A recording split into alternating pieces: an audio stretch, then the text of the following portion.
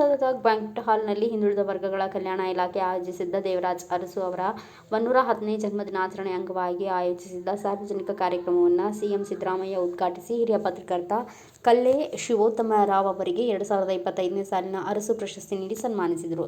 ಪ್ರಶಸ್ತಿ ಪ್ರದಾನ ಬಳಿಕ ಮಾತನಾಡಿದ ಸಿದ್ದರಾಮಯ್ಯ, ದೇವರಾಜ್ ಅರಸು ಅವರ ಹೆಸರಿನಲ್ಲಿ ಸರ್ಕಾರ ಪ್ರಶಸ್ತಿಯನ್ನು ನೀಡುತ್ತಿದ್ದು, ಈ ವರ್ಷ ಹಿರಿಯ ಪತ್ರಕರ್ತರಾದ ಕಲ್ಲೆ ಶಿವೋತ್ತಮರಾವ್ ಅವರು ಆಯ್ಕೆ ಆಗಿರುವುದು ಸಂತೋಷದ ವಿಚಾರ. ಅವರಿಗೆ ಬಹಳ ಹಿಂದೆಯೇ ಈ ಪ್ರಶಸ್ತಿ ದೊರಕಬೇಕಿತ್ತು.